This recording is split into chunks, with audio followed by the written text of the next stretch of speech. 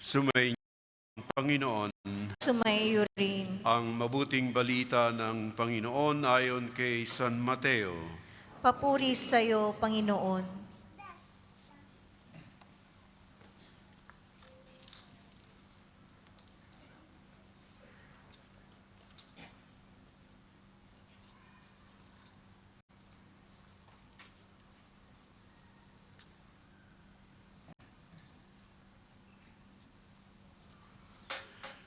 Ganito ang pagkapanganak kay Jesucristo. Si Maria na kanyang ina at si Jose ay nakatakda ng pakasal. Ngunit bago sila nakasal, si Maria ay natagpo ang nagdadalang tao. Ito ay sa pamamagitan ng Espiritu Santo. Isang taong matuwid itong si Jose na kanyang magiging asawa, ngunit ayaw niyang mapahiya si Maria, kaya ipinasya niyang hiwalayan ito ng lihim. Samantalang iniisip ni Jose ito, napakita sa kanya sa panaginip ang isang anghel ng Panginoon. Sabi nito sa kanya, "Jose, anak ni David, huwag kang matakot na tuluyang pakasalan si Maria sapagkat siya'y naglihi sa pamamagitan ng Espiritu Santo. Manganganak siya ng isang lalaki at ito'y pangangalanan mong Jesus sapagkat siya ang magliligtas sa kanyang bayan sa kanilang mga kasalanan." Nangyari ang lahat ng ito upang matupad ang sinabi ng Panginoon sa pamamagitan ng propeta. Maglilihi ang isang dalaga at manganganak ng isang lalaki at tatawagin itong Emmanuel. Ang kahulugay, kasama natin ang Diyos. Nang magising si Jose, sinunod niya ang utos ng anghel ng Panginoon. Pinakasalan niya si Maria. Ang mabuting balita ng Panginoon. Pinupuri ka namin, Panginoong Hesukristo. Tayo po ay magsiupo.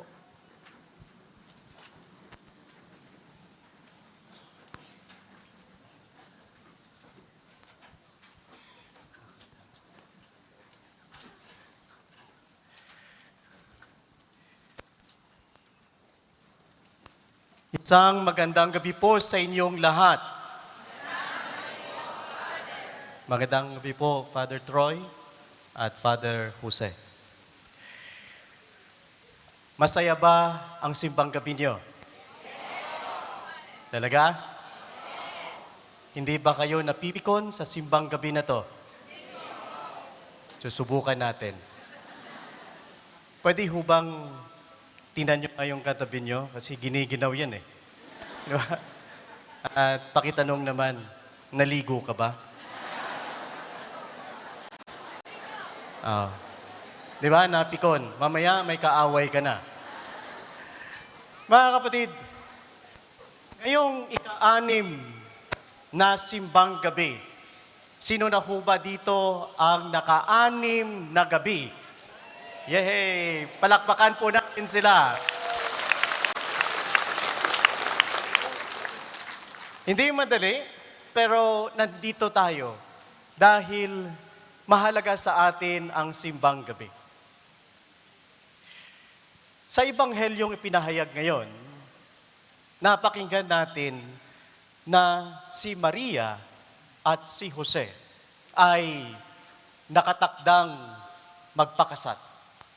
At sa kanilang paghahanda, biglang si Maria ay nabuntis. Hindi ni San Jose, kundi sa pamamagitan ng Espiritu Santo. Si Jose, bilang matuwid na tao, ay nagdesisyon na hiwalayan si Maria ng tahimik para hindi siya mapahiya dahil siya ay matuwid. Yon ang plano ni Jose.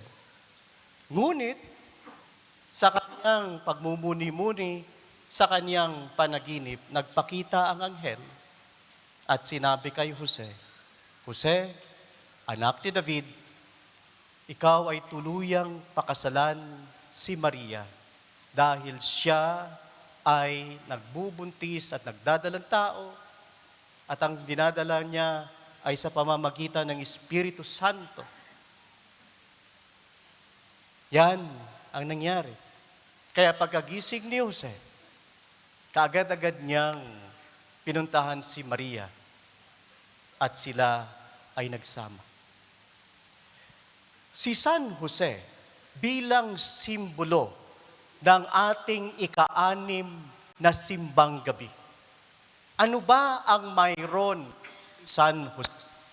Bago po ako magpatuloy sa aking homilya, pwede ho bang malaman sino ho ba dito ang mga binata pumalakpak? See? Buti pa itong nasa harapan. Binata. Kasama na dyan yung mga matatandang binata.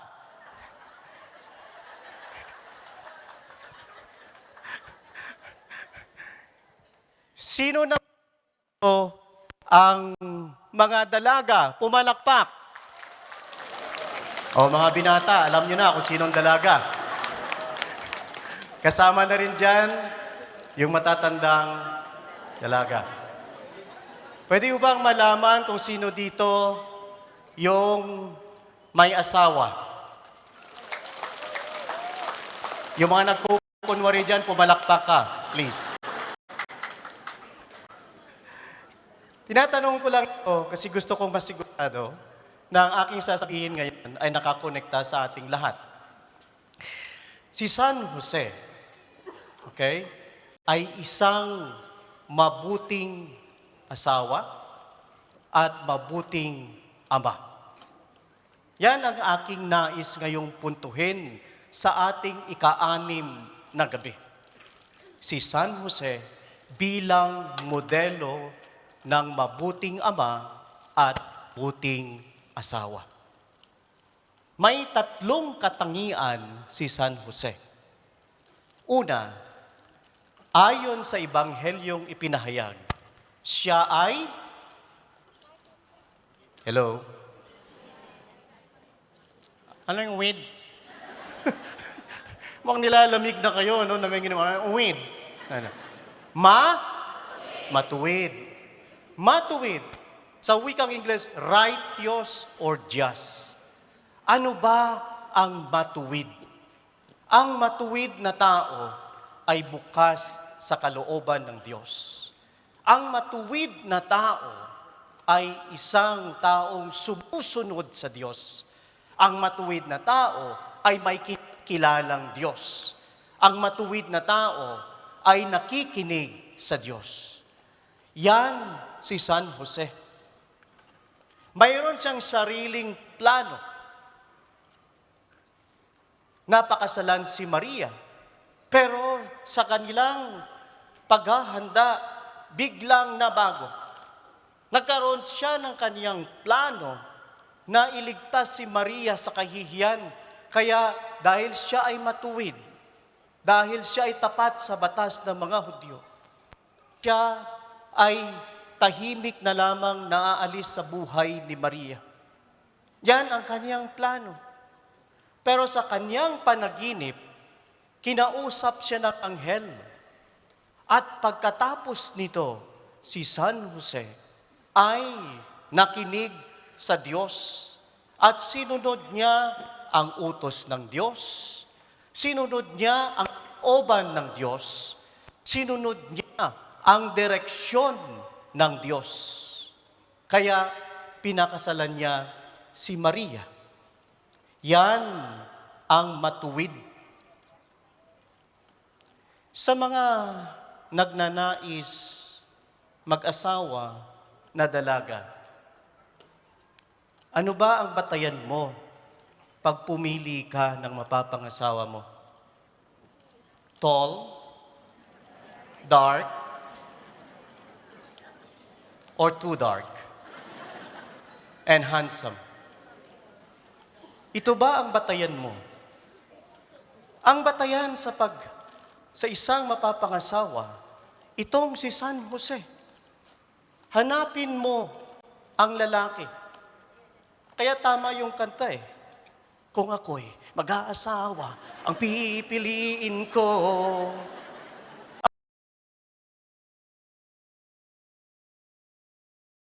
Ni David.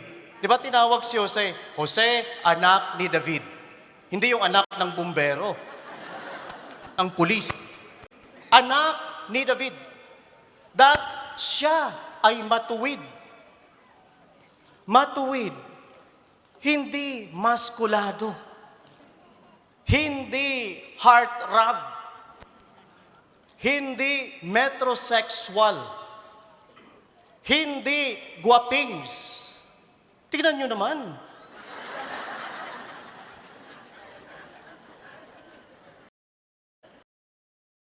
Kapatid, hanapin mo ang isang lalaking matuwid. May takot sa Diyos, masunurin sa Diyos, may kinikilalang Diyos sa makatuwid, Diyos. Pakitaas ang kamay ng mga may boyfriend. Walang aamin. Kasi yung isa nandito, mag-aaway sila. Yung boyfriend mo ba, matuwid? Or sa Facebook, ang status niya, complicated. Sa mga may asawa, yung mister mo ba, matuwid? Yung iba sinasabi, tutuwirin pa lang, Father. Tutuwirin pa lang. Pero ito ang isang batayan sa mga may asawa, sa mga mister.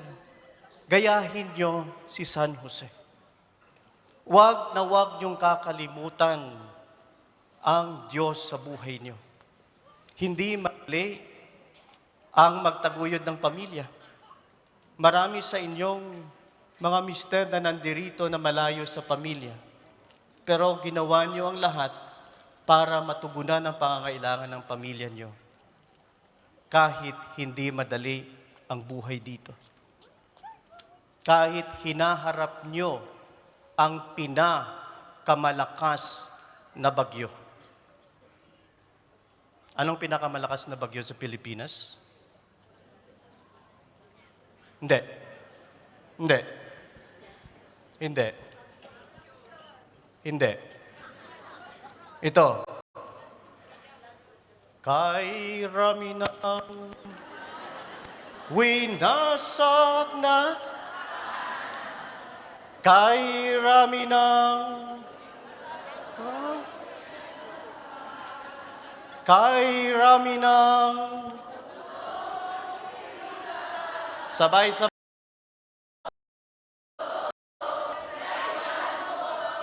Yan ang pinakamalakas na bagyo. Tahanan, hindi bahay ang sinisira niya. Tukso, hindi madaling harapin yon. Kung ang isang tao ay mahina at hindi matuwid. Ngayon ko lang naramdaman at nalaman, Father Troy, ang dami nating kabats dito. Kasi itong kanta na to, hindi na alam to ng mga millennials eh. Ito ay mga nasa centennials na. Mga kapatid, katulad ni San Jose, yung pangalawang katangian niya ay ito. Siya ay madasalin. Si San Jose ay madasalin. Ang isang taong madasali ay nakakonekta lagi sa Diyos. Ang isang taong madasalin ay laging kausap niya ang Diyos. Kaya nung dumating ang bagay na ito sa buhay ni San Jose na mukhang suliranin, alam niya kung ano ang gagawin. Mayroon na siyang desisyon. Pero noong nagsalita ang anghel sa kanya sa pamamagitan ng panaginip, mas sinunod ni San Jose ang desisyon ng Diyos, ang plano ng Diyos. At ang pagsunod niya, hindi yung, Lord, sandali lang, ha? Pag-isipan ko muna. No, mabilis. Bakit? Kasi si San Jose ay malimit niyang kausap ang Diyos. Kilala niya ang Diyos. Kilala niya ang pamamaraan ng Diyos. Kaya mabilis sa kanya ang gumawa ng desisyon dahil alam niya ito ay dakilang plano ng Diyos. Hindi man malinaw, hindi man ganon kadaling tingnan, pero alam niya na mas dakila ang plano ng Diyos kaysa plano ng tao. Ilan kaya sa atin ang nandirito ngayon na katulad ni San Jose? Na isa lang ang kinakapitan sa pamamagitan ng panalangin.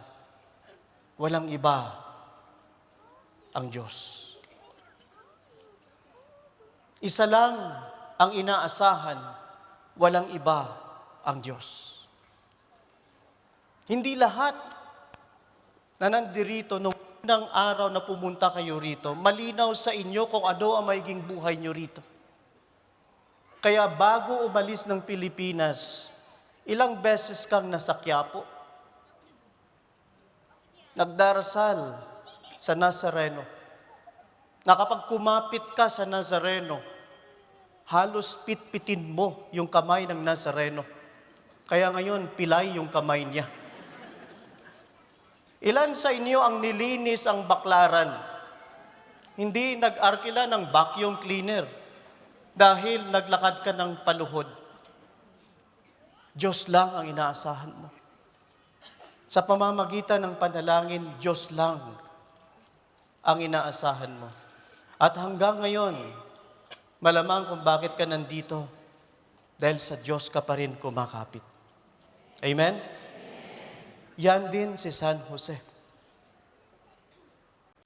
May mga bagay na hindi malinaw, pero dahil alam mo, hindi ka pababayaan ng Diyos. Gagabayan ka ng Diyos. Kaya tuloy lang ang laban. Tama ho ba? Hello? Ayun. Hello, dapat hi, hindi yes. Ayun, ayun. Pangatlo, sinagpaalam ako kay Father Troy, 3 oras ito. Pangatlo, ano ba ang pangatlong katangian ni San Jose? Si San Jose ay mababa ang loob. Sa isang taong mayabang, kung siya ay mayabang, hindi niya tatanggapin ang plano ng Diyos. Hindi niya tatanggapin ang mungkahi ng Diyos. Hindi niya tatanggapin ang plano ng Diyos. Tatanggihan niya. Kasi kung ikaw ay may girlfriend, tapos nalaman mong buntis ang girlfriend mo, pakakasalan mo ba? Hello? Mukhang walang may girlfriend dito. Di ba? Nakakalalaki yun. Nakakalalaki yun. Pero si San Jose, alam niya na plano ng Diyos ito. Kaya baliwala sa kanya kung ano ang sasabihin ng ibang tao. Ang mahalaga, tutuparin ko ang kalooban ng Diyos. Si Maria at saka si Jose, parehong ginawa nila. Si Maria binanggit niya, mangyari nawa sa akin ang kalooban ng Diyos. Si San Jose, hindi siya nagsalita, pero ginawa niya, nangyari sa kanya ang kalooban ng Diyos. Dahil mababa ang loob ni San Jose, nasunod niya ang kalooban ng Diyos. Natupad ang plano ng Diyos. Hindi niya sinira dahil sa kababaan ng loob. Si San Jose, mahal niya si Maria. Kaya wala siyang ginawa kundi suportahan siya. Si San Jose, mas pinili niyang kaawaan si Maria kaysa husgahan siya. Dahil mababa ang kalooban niya. Si San Jose, hindi nagsalita, pero gumagawa. Yan ang isang uli ako. Itataas nyo na yung kamay nyo. Lahat ng mga mister na nandirito, pakitaas ang kamay nyo. Mga mister, pakicheck nyo kung siya nga yung mister nyo. Okay? Mga mister na nandirito, alam nyo, walang under desire. Parang walang sumang-ayon sa akin. Walang under desire. Walang takusa. Alam niyo yung takusa? Takot sa asawa. Wala. Kasi kung maninindigan ng lalaki at susundin niya yung yabang niya, lalaban siya. Bakit siya sumusunod sa asawa niya? Bakit niya sinusuportahan ng misis niya? Isa lang. Dahil mahal niya ang misis niya. Hindi siya takot sa iyo, misis. Kung sinusunod ka ng mister mo, dahil mahal ka niya. Takot siyang mawala ka. Tama ho ba? See, ilang misis lang nagsabi. Tama ho ba? Natakot siya sa iyo? Okay. Mister, takot ka ba? Walang sumagot. Kasi mukhang katabi mo ang misis mo ngayon. Pero ito yun. Si San Jose, mababa ang loob niya. Kaya sinunod niya ang kalooban ng Diyos. Ginawa niya ang dapat niyang gawin. Ginampanan niya ang pagiging ama-amahan ni Jesus at pagiging asawa ni Maria. Kaya natupad ang ating kaligtasan. Mga kapatid, sa ika-6 na simbang gabi, tingnan natin si San Jose. Ang kanyang matuwid na buhay na lagi siyang bukas sa Diyos. Ang kanyang pagiging madasalin, kaya madali niyang naunawaan ang kalooban ng Diyos. Sa lugar na ito, kailangan natin ang ugali ni San Jose. Kasi maraming bagay na malabo sa atin ngayon. Marahil may ilan sa atin na nandirito na hindi alam kung ano na ang gagawin sa buhay. Pero nananatiling kumakapit sa Diyos dahil alam niya, hindi siya pababayaan ng Diyos.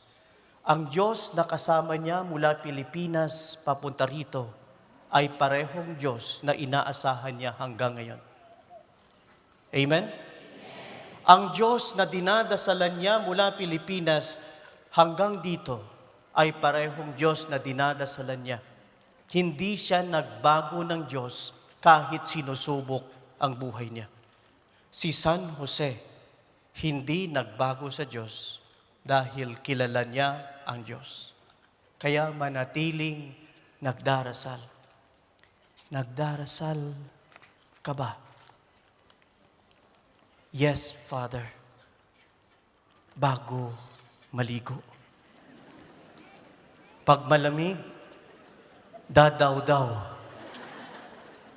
Sa ngalan ng Ama, ng Anak, Espiritu Santo, tsaka sabay buhos. Nagdarasal ka ba? Opo. Kapag nakaramdam ng mumo, oh, Diyos ko, ano ba namang mukha ito? Pero yung panalangin sa buhay, mahalaga yan. At panghuli, kababaan ng loob. Huwag mong lalabanan ang kalooban ng Diyos dahil may plano sa sayo. Si San Jose, sinunod niya ang kalooban ng Diyos sa halip na labanan nito. At ang dulo, kaluwalhatian ng mundo. Tapos na po ako.